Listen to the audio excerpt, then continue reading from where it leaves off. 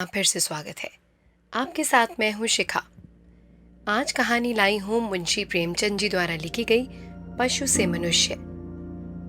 दुर्गा माली doctor Mehra बार eight law के यहाँ नौकर था। 5 रुपए मासिक वेतन पाता था। उसके घर में स्त्री और 2-3 छोटे बच्चे थे। स्त्री पड़ोसियों के लिए गेहूं पीसा करती थी। 2 बच्चे जो समझदार थे इधर उधर से लकड़ियां गेहूं उपले चुनकर लाते थे, किंतु इतना यत्न करने पर भी वे बहुत तकलीफ में रहते थे। दुर्गा डॉक्टर साहब की नजर बचाकर बगीचे से फूल चुन लेता और बाजार में पुजारियों के हाथ बेच दिया करता था। कभी कभी फलों पर भी हाथ साफ किया करता। यही उसकी ऊपरी आमदनी थी। इससे नोन तेल आदि का काम चल जाता था। उसने कई बार डॉक्टर महोदय से वेतन बढ़ाने के लिए प्रार्थना की थी, लेकिन डॉक्टर साहब नौकर की वेतन बढ़ाने को छूत की बीमारी समझते थे, जो एक से अनेक को ग्रस लेती है। वे साफ कह दिया करते थे, भाई मैं तुम्हें बांधे थोड़ी ना हूं, तुम्हारा निर्वाह यहां नहीं होता तो कहीं और चले जाओ, मेरे लिए मालियों का अकाल नहीं है। दुर्गा में इतना साहस ना था कि वह लगी हुई रोजी छोड़कर नौकरी ढूंढने निकलता। इससे अधिक वेतन पाने की उसे आशा भी नहीं। इसलिए वह इसी निराशा में पड़ा हुआ जीवन के दिन काटता और अपनी भाग्य को कोसता रहता। डॉक्टर महोदय को बागबानी से विशेष प्रेम था। नाना प्रकार के फूल पत्ते लगा रखे थे। अच्छे अच्छे फलों के पौधे दरभंगा, मलिहाबाद, सहारनपुर आदि स्थानों से मंगवा कर लगाए थे। वृक्षों को फलों से लदे हुए देखकर उन्हें हार्दिक आनंद होता था। अपने मित्रों के यहाँ गुलदस्ते और शाक भाजी की डालियां तोहफे के तौर पर वो भिजवाते रहते थे। उन्हें फलों को आप खाने का शौक न था, पर मित्रों को खिलाने में उन्हें असीम आनंद आता था। प्रत्येक फल के मौसम में मित्रों की दावत करते और पिकनिक पार्टियां उनके मनोरंजन का प्रधान अंग थी। एक बार गर्मियों में उन्होंने अपने कई मित्रों को आम खाने की दावत दी। मलिहाबादी में सफेदे के फल खूब लगे हुए थे। डॉक्टर साहब इन फलों को प्रतिदिन देखा करते थे। ये पहले ही फल थे, इसलिए वे मित्रों से उनके मिठास और स्वाद का बखान सुनना चाहते थे। इस विचार से उन्हें वही आमोद था जो किसी पहलवान को अपने पट्ठों के करतब दिखाने से होता है। इतने बड़े सुंदर और सुकोमल सफेदे स्वयं उनकी निगाह से न गुजरे थे। इन फलों के स्वाद का उन्हें इतना विश्वास था कि वे एक फल चखकर उसकी परीक्षा करना आवश्यक न समझते थे, मुख्यतः इसलिए कि एक फल की कमी एक मित्र को इसके स्वाद से वंचित कर देगी। संध्या का समय था, चैत का महीना। मित्रगण आकर बगीचे के हौज के किनारे कुर्सियों पर जा बैठे। बर्फ और दूध का प्रबंध पहले से ही कर लिया गया था, पर अभी तक फल नहीं तोड़े गए थे। डॉक्टर साहब पहले फलों को पेड़ में लगे हुए दिखलाकर तब उन्हें तोड़ना चाहते थे, जिसमें किसी को ये संदेह न हो कि फल इन्हीं के बाग के नहीं है। जब सब सज्जन जमा हो गए तब उन्होंने कहा, आप लोगों को कष्ट होगा, पर जरा चलकर फलों को पेड़ पर लटके हुए जरूर देखिए। बड़ा ही मनोहर दृश्य है। गुलाब में भी ऐसी लोचन प्रिया लाली ना होगी। रंग से स्वाद टपक पड़ता है। मैंने इसकी कलम खास मलिहाबाद से मंगवाई थी और उसका विशेष रीति से पालन भी किया है। मित्रगण उठे। डॉक्टर साहब बोले, आगे आगे चले। रविशों के दोनों ओर गुलाब की क्यारियां थी। उनकी छटा दिखाते हुए वे अंत में सफेदे के पेड़ के सामने आ गए, मगर आश्चर्य, वहां पर एक भी फल नहीं था। डॉक्टर साहब ने समझा शायद वह ये पेड़ है ही नहीं। 2 पग और आगे चले, दूसरा पेड़ मिल गया। और आगे बढ़े, तीसरा पेड़ मिला। फिर पीछे लौटे और एक विस्मित दशा में सफेदे के वृक्ष के नीचे आकर रुक गए। इसमें संदेह नहीं कि वृक्ष यही है, पर फल कहाँ गए? 20-25 आम थे, एक का भी पता नहीं। मित्रों की ओर अपराधपूर्ण नेत्रों से देखकर बोले, आश्चर्य है, इस पेड़ पर एक भी फल नहीं है। आज सुबह मैंने देखा था, पेड़ फलों से लदा हुआ था। ये देखिए, फलों का डंठल है। ये अवश्य माली की शरारत है। मैं आज ही उसकी सारी हड्डियां तोड़ दूंगा। उस पाजी ने मुझे कितना धोखा दिया। मैं बहुत लज्जित हूँ कि आप लोगों को व्यर्थ कष्ट हुआ। मैं सत्य कहता हूँ, इस समय मुझे जितना दुख है उसे प्रकट नहीं कर सकता। ऐसे रंगीले कोमल कमनीय फल मैंने अपने जीवन में कभी ना देखे थे। उनके यो लुप्त हो जाने से मेरे हृदय के टुकड़े हुए जाते हैं।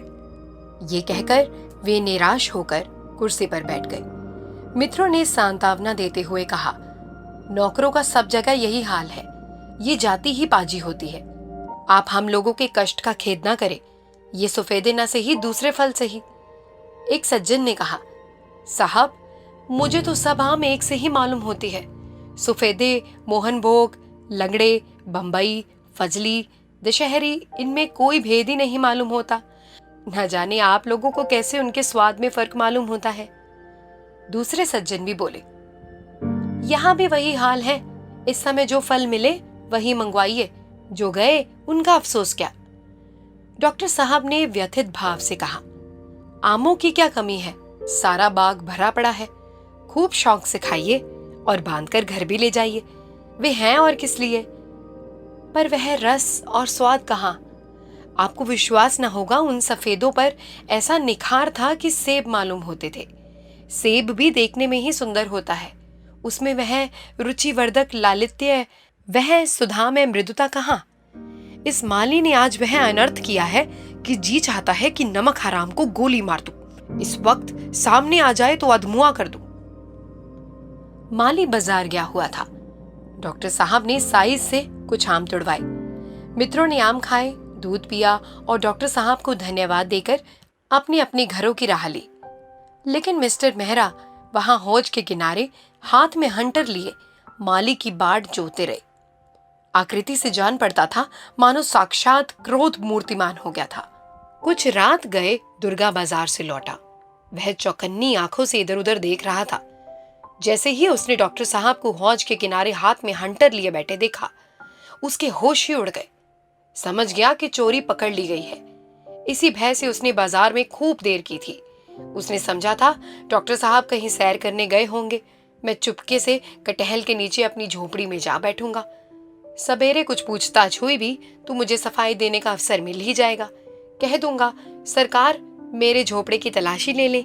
इस प्रकार मामला दब जाएगा। समय सफल चोर का सबसे बड़ा मित्र है।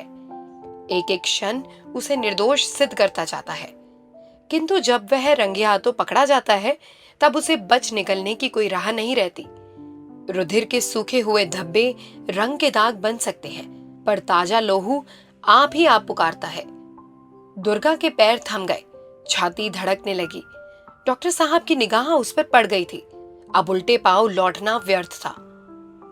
डॉक्टर साहब उसे दूर से देखते ही उठे कि चलकर उसकी खूब मरम्मत करेंगे। लेकिन चूंकि वकील थे, विचार किया कि इसका बयान लेना आवश्यक है।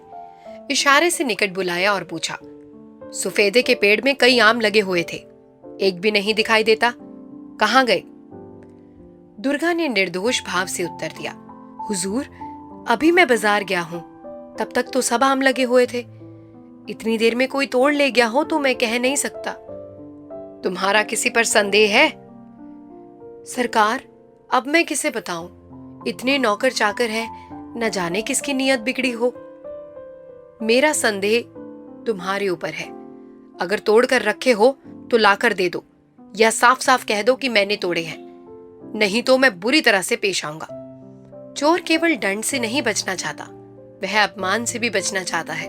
वह दंड से उतना नहीं डरता जितना अपमान से। जब उसे सजा से बचने की कोई आशा नहीं रहती, उस समय भी वो अपने अपराध को स्वीकार नहीं करता। वह अपराधी बनकर छूट जाने से निर्दोष बनकर दंड भोगना बेहतर समझता है। दुर्गा इस समय अपराध स्वीकार करके सजा से बच सकता था, पर उसने कहा, हुजूर मालिक है, जो चाहे करे, पर मैंने आम नहीं तोड़े। सरकार ही बताए, इतने दिन मुझे आपकी ताबेदारी करते हो गए, मैंने एक भी पत्ती छुई है? तुम कसम खा सकते हो? गंगा की कसम, जो मैंने आपके आमों को छुआ भी हो। मुझे इस कसम पर विश्वास नहीं है। तुम पहले लोटे में पानी लाओ, उसमें तुलसी की पत्तियां डालो, तब कसम खाकर कहो कि अगर मैंने तोड़े हो तो मेरा लड़का मेरे काम ना आए, तब मुझे विश्वास आएगा। हुजूर साँच को आज क्या, जो कसम कही है खाऊंगा। जब मैंने काम ही नहीं किया तो मुझ पर कसम क्या पड़ेगी? अच्छा, बातें ना बनाओ, जाकर पानी लाओ। डॉक्टर साहब मानव चरित्र के ज्ञाता थे। सदैव अपराधियों से व्यवहार रहता था। यद्यपि दुर्गा जबान से हेकड़ी की बातें कर रहा था, पर उसके हृदय में भय समाया हुआ था। वह अपने झोपड़े में आया, लेकिन लोटे में पानी लेकर जाने की हिम्मत ना हुई। उसके हाथ थरथराने लगे। ऐसी घटनाएं याद आ गई जिसमें झूठी गंगा उठाने वालों पर दैवी कोप का प्रहार हुआ है। ईश्वर के सर्वज्ञ होने का ऐसा मर्मस्पर्शी विश्वास उसे कभी नहीं हुआ था। उसने निश्चय किया, मैं झूठी गंगा ना उठाऊंगा। यही ना होगा, निकाल दिया जाऊंगा। नौकरी फिर कहीं ना कहीं मिल ही जाएगी, और नौकरी भी ना मिले तो मजदूरी तो कहीं नहीं गई है। कुदाल भी चलाऊंगा तो सांझ तक आध से राटे का ठिकाना हो ही जाएगा। वह धीरे धीरे खाली हाथ डॉक्टर साहब के सामने आकर खड़ा हो गया। डॉक्टर साहब ने कड़े स्वर से पूछा, पानी लाया? हुजूर, मैं गंगा ना उठाऊंगा तो तुम्हारा आम तोड़ना साबित है। अब सरकार जो चाहे समझे। मान लीजिए मैंने ही आम तोड़े तो आपका गुलाम ही हूं। रात दिन ताबेदारी करता हूं। बाल बच्चे आमों के लिए रोए तो कहां जाऊं? अब की जान बख्शी जाए तो फिर ऐसा कसूर ना होगा। डॉक्टर महोदय इतना उदार नहीं थे। उन्होंने यही बड़ा उपकार किया कि दुर्गा को पुलिस के हवाले न किया और हंटर ही लगाए। उसकी इस धार्मिक श्रद्धा ने उन्हें कुछ नरम कर दिया था, मगर ऐसे दुर्बल हृदय को अपने यहां रखना असंभव था। उन्होंने उसी क्षण दुर्गा को जवाब दे दिया और उसकी आधे महीने की बाकी मजूरी जब्त कर ली। कई मास के पश्चात एक दिन डॉक्टर मेहरा बाबू प्रेम शंकर के बाग की सैर करने गए। वहां से कुछ अच्छी अच्छी कलमें लाना चाहते थे। प्रेम शंकर को भी बागबानी से प्रेम था और दोनों मनुष्य में यही समानता थी। अन्य सभी विषयों में वे एक दूसरे से भिन्न थे। प्रेम शंकर बड़े संतोषी, सरल और सहृदय मनुष्य थे। वे कई साल अमेरिका रह चुके थे। वहां उन्होंने कृषि विज्ञान का खूब अध्ययन किया था और यहाँ आकर इस वृत्ति को अपनी जीविका का आधार बना लिया था। मानव चरित्र और वर्तमान सामाजिक संगठन के विषय में उनके विचार विचित्र थे, इसलिए शहर के सभ्य समाज में लोग उनकी उपेक्षा करते थे। इसमें संदेह नहीं कि उनके सिद्धांतों से लोगों को एक प्रकार की दार्शनिक सहानुभूति थी, पर उनकी क्रियात्मक होने के विषय में उन्हें बड़ी शंका थी। संसार कर्म क्षेत्र है, मीमांसा क्षेत्र नहीं। यहाँ सिद्धांत सिद्धांत ही रहेंगे, उनका प्रत्यक्ष घटनाओं से कोई संबंध नहीं। डॉक्टर साहब जब बगीचे में पहुंचे तो उन्होंने प्रेम शंकर को क्यारियों में पानी देते हुए पाया। कुएं पर एक मनुष्य खड़ा पंप से पानी निकाल रहा था। मेहरा ने उसे तुरंत ही पहचान लिया। वह दुर्गा माली था। डॉक्टर साहब के मन में उस समय दुर्गा के प्रति एक विचित्र ईर्ष्या का भाव उत्पन्न हुआ। जिस नराधम को उन्होंने दंड देकर अपने यहाँ से अलग कर दिया था, उसे नौकरी क्यों मिल गई? यदि दुर्गा इस वक्त फटे हाल रोनी सूरत बनाए दिखाई देता तो डॉक्टर साहब को उस पर दया आ जाती। वे संभवतः उसे कुछ इनाम देते और प्रेम शंकर से उसकी प्रशंसा भी कर देते। उनकी प्रकृति में दया थी और अपने नौकरों पर उनकी कृपा दृष्टि रहती थी, परंतु उनकी इस कृपा और दया में लेश मात्र भी भेद न था, जो अपने कुत्तों और घोड़ों से भी थी। इस कृपा का आधार न्याय नहीं, दीन पालन है। दुर्गा ने उन्हें देखा, कुएं पर खड़े खड़े सलाम भी किया और फिर अपने काम में लग गया। उसका यह अभिमान डॉक्टर साहब के हृदय में भाले की भांति चुप गया। उन्हें यह विचार कर अत्यंत क्रोध आया कि मेरे यहां से निकलना उसके लिए हितकर हो गया। उन्हें अपनी सहृदयता पर जो भी घमंड था, उसे बड़ा आघात लगा। प्रेम शंकर जैसे ही उनसे हाथ मिलाकर उन्हें क्यारियों की सैर कराने लगे, वैसे ही डॉक्टर साहब ने उनसे पूछा, ये आदमी आपके यहाँ कितने दिनों से है? यही कुछ 6 या 7 महीने होंगे। कुछ नोट खसोट तो नहीं करता? ये मेरे यहाँ माली था। इसके हथल पकेपन से तंग आकर मैंने इसे निकाल दिया था। कभी फूल तोड़कर बेच आता था, कभी पौधे उखाड़ ले जाता, और फलों का तो कहना ही क्या, वे इसके मारे बचते ही ना थे। एक बार मैंने मित्रों को दावत दी थी। मलिहाबादी सफेदे में खूब फल लगे हुए थे। जब सब आकर बैठ गए तो मैं उन्हें फल दिखाने के लिए ले गया और सारे फल गायब। कुछ ना पूछिए उस घड़ी कितनी भद्द हुई। मैंने उसी क्षण इस महाशय को दुत्कार बताई। बड़ा ही दगाबाज आदमी है और ऐसा चतुर है, इसको पकड़ना मुश्किल है। कोई वकीलों जैसा आदमी ही इसको पकड़ सकता है। ऐसी सफाई और ढिठाई से ढुलकता है कि इसका मुंह देखते ही रह जाए। आपको कभी धोखा तो नहीं दिया? जी नहीं, कभी नहीं। इसने कोई शिकायत का अवसर ही नहीं दिया। यहाँ तो खूब मेहनत करता है, यहाँ तक कि दोपहर की छुट्टी में भी आराम नहीं करता। मुझे तो इस पर इतना भरोसा हो गया है कि सारा बगीचा इस पर ही छोड़ रखा है। दिन भर में जो कुछ आमदनी होती है वह शाम को मुझे दे देता है और कभी एक पाई का भी अंतर नहीं पड़ता। यही तो इसका कौशल है। आपको उल्टे छुरे मुड़े और आपको खबर भी नहीं। आप इसे वेतन क्या देते हैं? यहाँ किसी को वेतन नहीं दिया जाता। सब लोग लाभ में बराबर के साझेदार है। महीने भर में आवश्यक व्यय के पश्चात जो कुछ बचता है उनमें से 10 रुपए प्रति सैकड़ा धर्म खाते में डाल दिया जाता है। शेष रुपए समान भागों में बांट दिए जाते हैं। पिछले महीने में 140 रुपए की आमदनी हुई थी। मुझे मिलाकर यहाँ 7 आदमी हैं। 20 रुपए प्रत्येक के हिस्से पड़े। आपकी नारंगियां खूब हुई है। मटर की फलियां, गन्ने, गोभी आदि से अच्छी आमदनी हो रही है। 40 रुपए से कम ना पड़ेंगे। डॉक्टर मेहरा ने आश्चर्य से पूछा, इतने में आपका काम चल जाता है? जी हाँ, बड़ी सुगमता से। मैं इन्हीं आदमियों के से कपड़े पहनता हूँ, इन्हीं जैसा खाना खाता हूँ। मुझे कोई दूसरा व्यसन नहीं है। यहाँ 20 रुपए मासिक उन औषधियों का खर्च है जो गरीबों को दी जाती है। ये रुपए संयुक्त आय से अलग कर लिए जाते हैं। किसी को कोई आपत्ति नहीं होती। ये साइकिल जो आप देखते हैं संयुक्त आय से ही ली गई है। जिसे जरूरत होती है इस पर सवार होता है। मुझे ये सब अधिक कार्यकुशल समझते हैं और मुझ पर पूरा विश्वास रखते हैं। बस मैं इनका मुखिया हूँ। जो कुछ सलाह देता हूँ उसे सब मानते हैं। कोई भी ये नहीं समझता कि मैं किसी का नौकर हूँ। सब के सब अपने आप को साझेदार समझते हैं और जी तोड़ कर मेहनत करते हैं। जहाँ कोई मालिक होता है और दूसरा उनका नौकर, तो उन दोनों में तुरंत द्वेष पैदा हो जाता है। मालिक चाहता है कि इनसे जितना काम लेते बने लेना चाहिए। नौकर चाहता है कि मैं कम से कम काम करूं। उसमें स्नेह या सहानुभूति का नाम तक नहीं होता। दोनों असल में एक दूसरे के शत्रु होते हैं। इस प्रतिद्वंदिता का दुष्परिणाम हम और आप देख ही रहे हैं।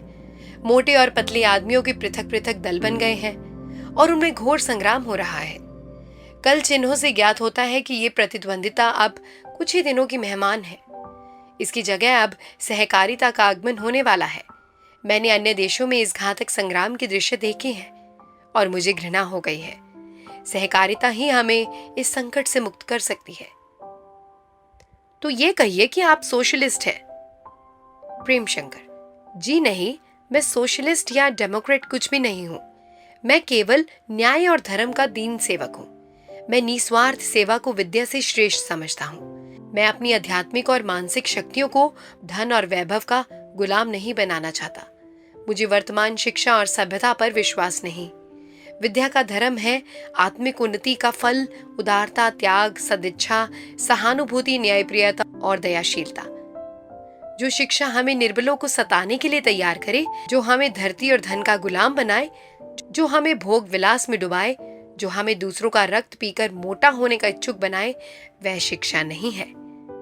डॉक्टर साहब ने बहुत धैर्य से काम लेकर पूछा, तो क्या आप चाहते हैं कि हम सब के सब मजूरी करें? जी नहीं, हालांकि ऐसा हो तो मनुष्य जाति का बहुत उपकार हो। मुझे जो आपत्ति है वह केवल दिशाओं में इस अन्यायपूर्ण समता से है। यदि एक मजूर 5 रुपए से अपना निर्वाह कर सकता है तो एक मानसिक काम करने वाले प्राणी के लिए इससे दुगनी तिगनी आय काफी होनी चाहिए, और वह अधिकता इसलिए कि उसे कुछ उत्तम भोजन, वस्त्र और सुख की आवश्यकता होती है। मगर 5 और 5,000, 50 या 50,000 का अस्वाभाविक अंतर क्यों हो? इतना नहीं, हमारा समाज 5 और 5 लाख के अंतर का भी तिरस्कार नहीं करता और उसकी और भी प्रशंसा करता है। आज अगर सारे वकीलों का देश निकाला हो जाए, सारे अधिकारी वर्ग लुप्त हो जाए और सारे दलाल स्वर्ग को सिधारे, तब भी संसार का काम चलता रहेगा, बल्कि और भी सरलता से। किसान भूमि जोतेंगे, जुलाहे कपड़े बुनेंगे, बढ़ई, लोहार, राज चरमकार सब के सब पूर्ववत अपना काम करते रहेंगे। उनकी पंचायतें उनके झगड़ों का निपटारा करेंगी। लेकिन यदि किसान ना हो तो सारा संसार क्षुधा पीड़ा से व्याकुल हो जाए। परंतु किसान के लिए 5 रुपए बहुत समझे जाते हैं और वकील साहब या डॉक्टर साहब को 5,000 भी काफी नहीं। डॉक्टर, आप अर्थशास्त्र के उस महत्वपूर्ण सिद्धांत को भूल जाते हैं जिसे श्रम विभाजन कहते हैं। प्रकृति ने प्राणियों को भिन्न भिन्न शक्तियां प्रदान की है और उसके विकास के लिए भिन्न भिन्न दिशाओं की आवश्यकताएं हैं।